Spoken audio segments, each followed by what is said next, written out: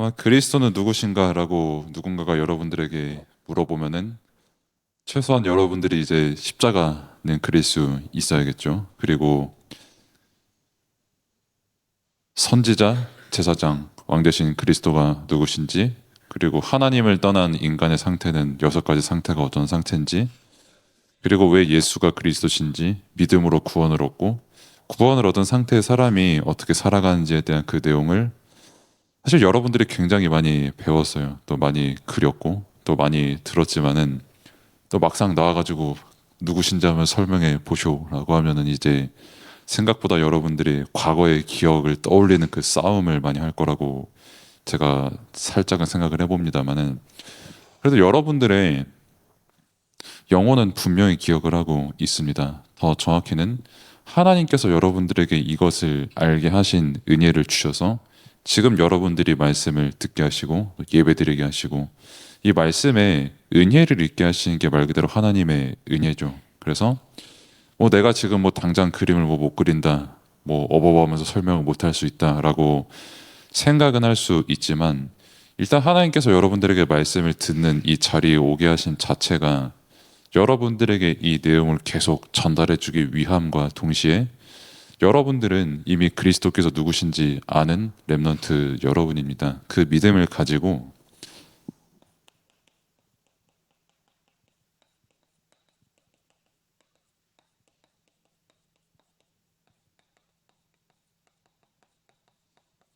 이 애통하는 자들이 가득한 현장을 봐야겠죠. 애통이 무슨 뜻이냐라고 했을 때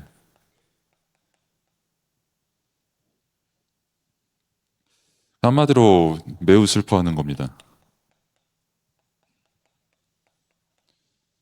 뭐 그냥 슬픔이다라고 하면은 뭐 조금 슬픈 건지 많이 슬픈 건지 알 수 없는 그런 포괄적인 슬픔이지만 애통은 많이 슬퍼한다는 거예요. 막 가슴이 막 사무칠 만큼 막 그렇게 슬퍼하고 막 눈물도 흘리고 막 그런 게 이제 애통이다. 그러면은 왜 그만큼 슬퍼하는 자가 과연 복이 있는가라고 예수님께서 제자들과 무리들에게 말씀하신 게 지난주 강단 말씀이었고요. 그럼 이제 우리가 뭘 봐야 되냐라고 했을 때 사람들이 슬퍼하는 내용이 주로 무엇인가라는 것을 우리가 보아야 되는 겁니다. 오늘이 추수감사절인데 왜 우리는 슬퍼하는 사람들을 보고 있습니까? 라고 물어볼 수도 있지만 진짜 슬픈 내용이 뭔지 알아야 진짜 우리가 뭘 감사해야 되는지도 알 수가 있는 거거든요. 그래서 사람들의 슬픔이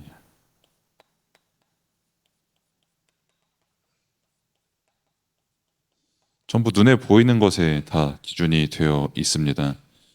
특히 제가 그닥 좋아하지 않는 단어인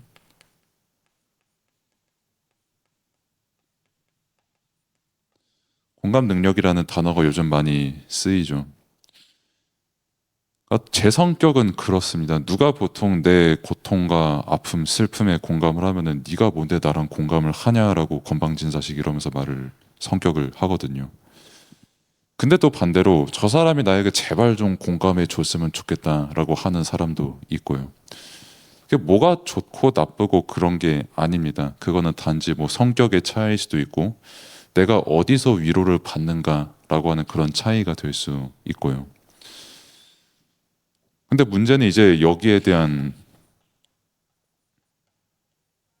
강요를 하는 게 이제 문제인 거죠. 야, 네 슬퍼해. 야, 너 빨리 울어. 뭐 이런 식으로 말을 하면 그건 강요거든요. 근데 요즘 같은 세상에는 뭐 마치 감정 공감 잘 못 해주고 슬퍼할 거에 슬퍼하지 않으면 되게 뭔가 좀 결여가 된 사람처럼 여기는 기조가 또 있어가지고 그것도 조금 문제가 되고 있습니다만 좌우지간에 우리가 뭘 슬퍼해야 되냐 눈에 보이는 것에 슬퍼하는 게 뭐 과연 나쁜 것이냐라고 했을 때 한 예를 들면은 그 꼬꼬무라는 프로그램이 뭔지 여러분들이 다 잘 알 겁니다. 그러니까 뭐 역사를 다루고 이제 몇몇 어떤 게스트와 또 어떤 진행하시는 분들이 이렇게 해가지고 막 역사 이야기를 되게 좀 익사이팅하게 막 들려주는 막 하면서 막 이렇게 들려주면은 뭐 화면 뜨고 자막 뜨고 듣고 있는 장돈 같은 분들 이러면서 울면서 막 이렇게 듣잖아요. 나는 그거를 보고 뭐 보통 그걸 보고 같이 우시는 분도 계시고 슬픔을 같이 격하게 느끼는 분도 계시지만 저 같은 경우는 우는 그 장도연님의 얼굴을 보고 저거 팩트가 맞나? 하고 보통 찾아보는 성격이면 성격이지. 일단 그 우는 모습을 보고 저는 눈물샘이 잘 자극이 안 되더라고요. 저번에도 말씀을 드렸지만은 엘리멘탈이라는 영화를 봤을 때 전 단 한 번도 슬프다라는 감정을 느끼지 못했거든요. 근데 제 옆에 계신 다른 분은 그 물 캐릭터가 올 때 막 같이 울고 막 그랬는데 뭐 그건 성격 차이니까요. 그래서 저는 그 막 역사 같은 것도 실제로 그래서 뭐 꼬꼬매서 뭐 왜곡된 역사도 있었다라는 그것도 많았고요. 그러다 보니까 옛날에 그 트위치였나? 아무튼 어디서 막 스트림을 하는 한 분이 계셨는데 스트리밍을 그분이 하반신이 마비가 됐었어요. 그래서 휠체어만 탈 수 있는 상태의 분이셨고 그래서 라이브 방송을 킨 거죠. 그러니까 사람들이 이제 그분이 이제 걸을 수가 없으니까 막 많이 위로도 하고 그러다 보니까 막 도네이션도 보내고 뭐 힘내라 같이 슬퍼하는 분도 계시고 우는 분도 계시고 했는데 사람들이 근데 그분이 이제 갑자기 오줌 마렵다고 화장실 간다고 잠깐 했는데 충격을 입은 거죠. 일어서서 화장실을 급하게 갔으니까요. 그것처럼 눈에 보이는 것만 가지고 뭐 슬퍼한다라는 것도 사실 정답이 될 수가 없습니다. 사실 내가 생각했을 때 저게 되게 슬프다라고 거기에 모든 것에 막 슬퍼하고 울려고 하는 그 자체가 그게 정답이 될 수는 없어요. 사실 내가 선택해서 다 울고 내가 선택해서 감정의 공감을 느끼는 거고 뭐 눈에 보이는 대로 막 평가하고 막 그러는 거거든요. 그 여러분들은 잘 모르겠지만 그 레드 데드 리뎀션이라는 2라는 게임이 있는데 그 길거리에 그 선글라스 낀 소경이 앉아 있잖아요. 그럼 이제 그게 조금 자유분방한 게임이어가지고 막 총구 막 들이밀 수 있거든요. 그럼 총구를 들이밀면 그 소경의 반응이 두 가지예요. 진짜 가만히 있는 사람 이러고 아니면 깜짝 놀라는 사람. 깜짝 놀라는 거는 가짜 소경이라는 거죠. 선글라스만 낀.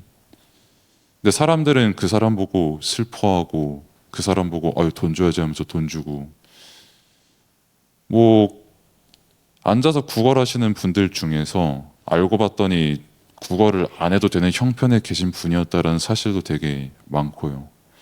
뭐 불우이웃 돕기나 뭐 모금 기금을 해도 그게 온전히 전달이 안 되는 경우도 되게 많고요. 아무튼 눈에 보이는 것만 가지고 슬퍼하는 게 과연 정답이냐라고 했을 때 정확히는 사람이 온전히 슬퍼할 수 있는 능력이 일단은 없습니다. 그리고 그러다 보니까 스스로 되게 한계에 자신의 감정이라는 한계에 갇히게 되죠. 뭐 슬픔뿐만이겠습니까? 뭐 내가 기뻐하는 것, 뭐 쾌락을 느끼는 것, 즐기는 것, 뭐 기억나는 것, 그 모든 게 결국 내게 있어서 정답은 아니거든요. 그러면은 우리가 진짜 무엇에 애통해야 되는가라고 했을 때 정확히는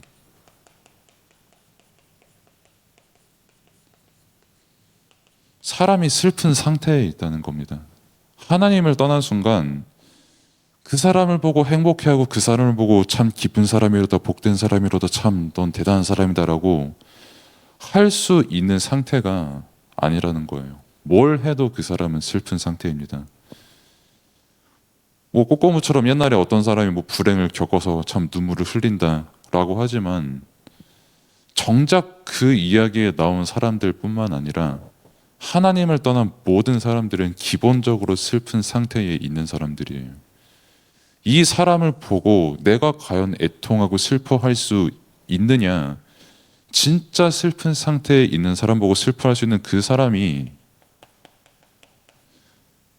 복이 있고 천국이 그들의 것임이라고 예수님이 말씀하신 거죠. 그러면은 뭐가 슬픈 상태냐라고 했을 때 오늘 본론에 나오는 것처럼 이 그리스도는 누구신가라고 하는 그 답을 히브리서에서 줬는데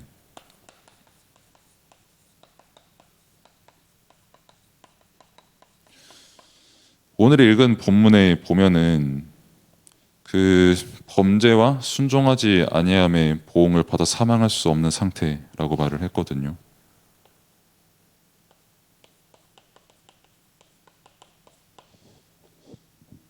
여기에 보응을 받을 수밖에 없는, 즉 죄값을 받을 수밖에 없는 사람의 상태를 보고 우리는 슬픈 상태다라고 하는 겁니다. 뭐 내가 착하게 살아야지, 죄 안 짓고 살아야지라고 해서 착한 사람이인 게 아니라 하나님을 떠난 순간 이미 그 범죄에 대한 보응을 영원히 받을 수밖에 없는 게 사람의 상태예요. 그것을 보고 우리는 슬픈 상태다라고 하는 겁니다. 그러면은 이 슬픈 상태에 있는 사람에게 하나님께서 우리에게 주신 게 구원이라는 거죠. 우리가 복음을 지금 은혜로 믿고 있거든요. 오늘 추수감사절이고 지난주는 애통하는 자라는 말씀을 받았고 또 우리가 지금 이렇게 중고등부 예배를 드리고 말씀을 받고 있거든요. 전부 이거 기억하라는 겁니다. 우리가 왜 감사합니까? 내가 먹을 게 많아져서 감사한 추수감사절입니까? 또 반대로 저 사람 슬프니까 나도 같이 울래 하면서 그런 애통함의 어떤 그런 감정입니까? 아니거든요. 구원받지 못했기 때문에 슬픈 것이고 구원을 받았기 때문에 우리가 오늘도 감사를 하는 겁니다. 왜 우리가 추수감사절 예배를 드립니까? 왜 우리가 오늘 나와서 이렇게 예배를 드립니까? 다 하나님께서 우리를 은혜로 구원하신 그 은혜에 말미암아서 우리는 감사드리고 우리는 그 구원의 은혜를 따라서 예배를 드리는 거고 추수감사도 다른 게 아니라 이 구원에 감사하는 거거든요. 이 복음에 감사하는 것이고 근데 자꾸 이 본질을 놓치는 거예요. 내가 슬픈 상태 속에서 빠져 살 수밖에 없는 나를 구원하신 그 하나님의 은혜를 기억을 하는 게 아니라 자꾸 다른 것을 기준으로 삼고 뭐 추수감사절이니까 오늘은 뭐 이거 해야지 뭐 오늘은 이런 프로그램 해야지 뭐 오늘은 이거저거 해야지 라고 하는 그 나의 생각 속에 자칫하면은 이거를 놓칠 수가 있다는 겁니다. 되게 강력하게 말했거든요. 유념함으로 이게 흘러 떠내려가지 않도록 하라고 오늘 본문에 나왔거든요. 이거 기억하는 예배입니다. 사실 아까 아침에도 제가 말씀을 드렸지만은 이거 1시간, 10시간 말씀하기도 부족한 만큼 큰 은혜와 응답을 받은 게 큰 구원이에요. 우리가 이 은혜를 따라서 오늘 감사라는 말도 우리가 구원받았기 때문에 감사한 거지 다른 것에 감사할 수 있는 신분이 아니거든요. 그 구원을 우리에게 주셨는데 우리의 안식은 그러면은 과연 어딨냐라고 했을 때 이 구원에 있는 것이고 그래서 오늘 저와 여러분들이 할 일은 3장 1절에 나와 있는 대로 예수를 깊이 생각하는 날입니다. 지금 이 예배 때, 이 말씀 때 막 내가 생각해야지 뭐 이런 것도 있지만 왜 오늘도 우리에게 말씀을 주시냐면 예수를 깊이 생각할 수 있는 말씀과 의지를 지금 이 시간 주시는 거예요. 내가 다른 것 깊이 생각할 때 뭐 슬플 만한 일 생각하면 막 괜시리 막 나도 슬퍼지고 특히 주일 전날에 유튜브 보면은 평소에 재미없어 보이던 거 되게 재밌게 느껴지거든요. 나도 이유는 모르겠지만 그런 거에 또 나의 새로운 어떤 깊이 생각하는 시간이 되고 그런 삶을 너희가 계속 살았으니까 예배 자리로 나와라. 너희 구원받은 하나님의 자녀 분명하지 않냐. 함께 예배 자리에 나와서 함께 말씀을 받으며 함께 예수를 깊이 생각하는 다시 말해 그 예수를 믿는 믿음 안에 거하는 은혜 속에 있으라고 하나님께서 우리를 예배 자리로 인도하신 겁니다. 우리는 이 믿음과 이 구원이 아니면 온전히 예배를 드릴 수가 없어요. 아무리 내가 잘난 것 많아도 사람의 근본 상태는 슬픈 상태입니다. 그 상태 속에 있는 나를 어떻게 구원하셨는가라고 했을 때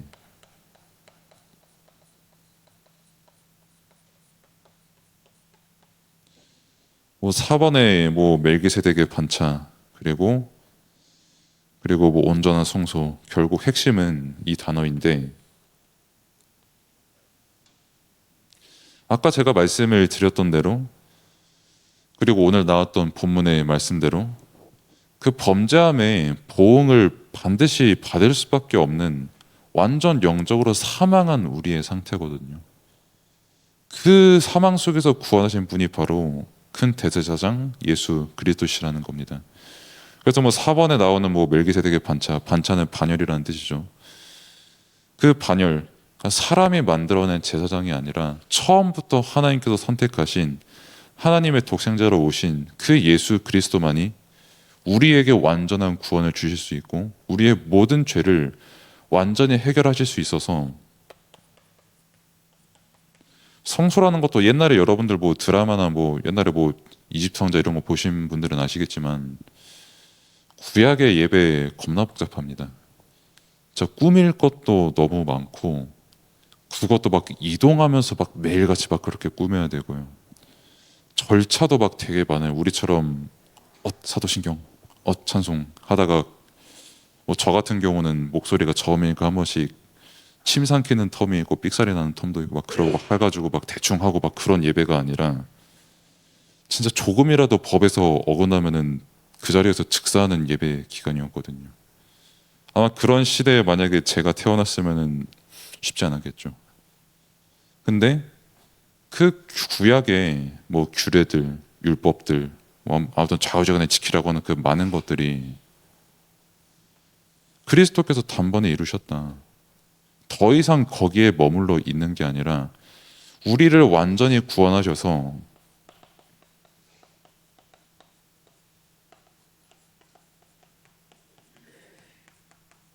히브리서의 말씀대로 보좌 앞에 담대히 나아가게 하신 그 은혜를 우리가 입은 겁니다. 예배는 하나님 앞에 드리는 거고요. 하나님께서 여러분들을 부르신 겁니다.